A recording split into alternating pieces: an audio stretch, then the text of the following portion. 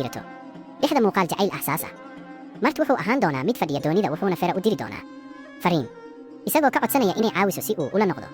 doga mar kale Fera waqtigaas waxay ahaan doontaa mid la fadhida dogana way dareemi doontaa waxayna weydiin doontaa adigu kuma ayaad la hadlaysaa Ferana way qarin doontaa waxayna ku oran doontaa qofna lama hadlayo waxaan kaliya hagaajinayaa wax telefoonka dhexdiisa ah waxayna u diri doontaa fariin mart iyadoo ku oranaysa aynu ka hadalno waqti kale dhanka kale waxaanaynu arkayna Eren oo qaraabo la ah Yaman isagoo qof kula hadlaya telefoonka kuna oranaya anigu waxaan ogolaaday dalabka iyadoo lagu bedelayo lacagta markii ugu horeysay ee naagtiisu u dhawaaqdo wuxuu u xiri doonaa qofkaas si degdeg ah wuxuu u tegi doonaa inuu la hadlo naagtiisuna way ka shakinaysaa waxayna weydiinaysaa adigu kuma ayaad la hadlaysay wuxuuna u sheegi doonaa been wuxuuna ku oran doonaa hooyo ayaan la hadlayay macnaheedu yaan kaloo la hadli lahaa waxayna muuqataa iyadu ma ahan mid u degan ama ku qanacsan isaga waa hagaag qaad qalajiyaha timaha kan hagaajisa sababtoo ah waa khariban yahay isla waqtigaas Yaman wuxuu ahaan doonaa mid fadhiya maqaayad kafee dhexdiisa waxaana u tegi doonta dhakhtarad Bushra iyadoo salaami doonta dabadeed ay la fadhiisanayso Yamanna wuxuu weydiin doonaa adigu tuulada goormaad u soo laabatay waxayna ku oran doontaa 2 bilood ka hor wuxuuna weydiin doonaa haddaba xageed degan tahay hadda waxayna ku oran doontaa guryaha isbitaalka ilaa aan ka helo guri caynkaas ah Yamanna wuxuu u soo jeedin doonaa inay u timaado si ay ula noolaato beerta dhexdeeda laakiin iyadu way diidi doontaa waxayna oran doontaa inaanay haboonayn kadibna waxay weydiin doontaa waa maxay dhibaatada adiga iyo doga dhexdiina ah wuxuuna ku oran doonaa Yaman waa gabadh madax adeeg leh wuxuuna sii wadayaa inuu ka hadlo doja isagoo caroosan Bushrana waxay oran doontaa sirteeda dhexdeeda in doga ay tahay mid nasiib leh sababtoo ah waxay qaadatay dhammaan fikirka Yaman kadibna Bushra waxay ogaan doontaa in doga tahay gabadhii sababta u ahayd shilkii hore ee uu Yaman galay waqti hore waxayna ku oran doontaa kayb markii aan arkay iyada waxaad xasuustay muddadii adkayd ee aad soo martay sax Yamanna wuxuu ku oran doonaa sax halkan wuxuu ku laaban doonaa dib u xasuus maalmihii hore markii Yaman uu caafimaday kuna istaagay lugihiisa horteeda Bushra iyo dhakhtarada isbitaalka uuna ugu mahadiyey dadaalkooda Bushrana ilaa waqtigaas eegmadeedu waxay muujinaysaa inay tahay mid ku cajabsan isaga waxaynu ku laaban doonaa xaadirka Yamanna wuxuu ku oran doonaa Bushra reerkaygu ma oga in doga ay xiriir la leedahay shilkan ee ha ku khaldamin hordooda waxayna ku oran doonataa waa hagaag ha walwalin waxayna dhammaysan doonaan habeenka si wada jir ah maalinta labaad beerta dhexdeeda qof kasta wuxuu iskugu wareejinayaa hareerihiisa berihanna waxay kormeeraysaa wax kasta sababtoo ah waxay casuumeen hulusi iyo reerkiisa maanta Nisrin sidii caadada ahayd waxay sii wadaysaa inay ku kibirto berihanna waxay u tegi doontaa Yaman waxayna ku oran doontaa inuu ka tago shaqada fadhiisatona si uu u qaabilo hulusi laakiin Yaman wuu diidi doonaa wuxuuna u tegi doonaa inuu arko shaqadiisa berihanna waxay ku oran doontaa adigu waxaad tahay mid aad u madax adeeg hulusi iyo reerkiisuna waxay soo gaari doonaan beerta iyadoo ay la jirto Fera qof kasta oo beerta joogana wuxuu ku qaabili doonaa soo dhaweyn weyn berihanna farxaddu ma qaadi doonto iyadoo qaabilaysa hulusi Kamranna wuxuu ahaan doonaa mid taagan Fera iyo dogala jirka uuna u sheegi doonaa taariikhdii beerta iyo tafaasiisheeda kadibna ay tegi doonaan Ferana waxay soo jeedin doontaa indhaha doga waxayna weydiin doontaa haddaba xaggee jooga Yaman dogana waxay ugu jawaabi doonaa inuu hubaal baxsaday markii uu ogaaday inaan nimid hana ii sheegi magaciisa sababtoo ah way ii carosisaa jikada dhexdeeda haybta ay dhashay waxay la taagan tahay berihan iyadoo samaynaysa shaaha uuna u sheegaysa inay tahay haybta doga tan iyo markii ay jirtay 3 sano iyo in mudane hulusi uu keenay maalintii dhalashada saddexaad ee dooja tan iyo waqtigaasna doga waxay noqotay sidii gabadheeda kuna weynaatay gacmaheeda berihanna way taageeri doontaa waxayna u rajayn doontaa khayr isla waqtigaas Nisrin waxay taagan tahay dibadda waxayna maqlaysaa hadalkooda waxaanaynu arkaynaa kasimkii la taagan Safwat oo adeer u ah Yaman Safwatna dhammaan waqtigan waxay u haysataa in kasim yahay wiilka hulusi kasimna wuxuu ku eegi doonaa wuuna ku qosli doonaa sidee marka if mudane hulusi ku maqlo og yahayna inaad u haysato inaan wiilkiisa ahay wuu idili karaa ma adigu iguma arkaysid anigu waxaan la xajmi ahay isaga 2 jeer wayna sii wadayaan qosolka Safwatna wuxuu noqon doonaa mid aad ula cajabsan gaariga raaxada ah ee hulusi wuxuu sii wadayaa inuu ku indho raaco kasimna waa la yaaban yahay dhererkiisa iyo ballarkiisa shaxadiisa badda agteeda doga iyo Fera waxay fadhiyaan iyagoo qaadanaya midabka qoraxda tan Burakna wuxuu u tegi doonaa inuu la fadhiisato laakiin iyagu waxay ula dhaqmi doonaan qaab xun iyo mid aad u qalalan sababtoo ah waa saaxiibka Yaman waxayna ka tegi doonaan meesha waxayna u tegi doonaan waabka qofka si ay u ururiyaan dharka doga waxayna ka heli doonaan dharka oo dhan oo isku qasan doshna waxay ku oran doontaa iyada waa maxay dhibka aad ku dhex nooleedkan adigu ma taqaanid inaad nidaamiso dharkaaga dogana waxay ku oran doontaa nafsadayda ayaa ahayd mid xun aniguna ma aqaano inaan nidaamiyo shay marka nafsadaydu saas u xun tahay dogana waxay u tegi doontaa inay raadiso daceeda ama bilaanyadeeda simshima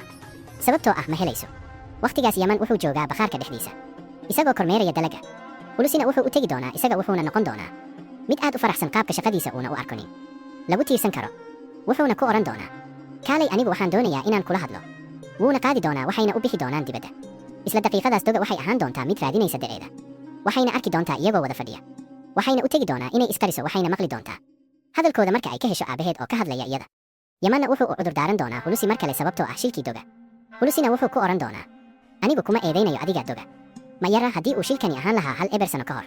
waan ku eedayn lahaa adiga, laakiin haddii ay tahay hadda maya kuma eedanayo. wuxuuna sii wadayaa hadalkiisa wuxuuna oran doonaa naxdinta imriga ee doga.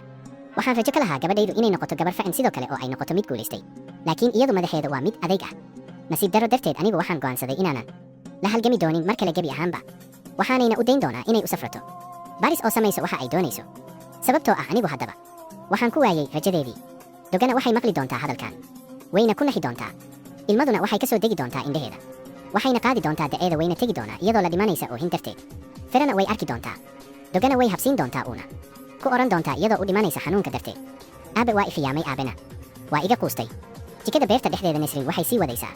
qaylo iyadoo oranaysa beddelkii lacagta lagu bixiyey asumadan aynu kaydsan lahayn si marka aynu tuugsano u soo baxsano kaydkeenii. laakiin markii ugu horraysay ee ay arkaan hulusi iyo yaman oo wada laabanaya gacantooduna ku jirto gacanta kale, berihan iyo qof kasta waxaa u xaqiijisani caafimaadka in beertu ku jirto aamiin badbaado. dhanka kale doga waxay la fadhidaa fera badda agteeda iyadoo u dhimanaysa oohin. ferana waxay isku dayaysaa inay dejiso ay ku oran doontaa waxaa laga yaabaa iu maqashay si khaldan, laakiin doga waxay ku oranaysaa waxaan u maqlay si sax ah. aabena iguma ka soona aniga iyo guushayda, wuxuuna ku kalsoon yahay yamankii uu hadda bartay 2 maalmood ka hor waxaa ka badan aniga jiritaankayga.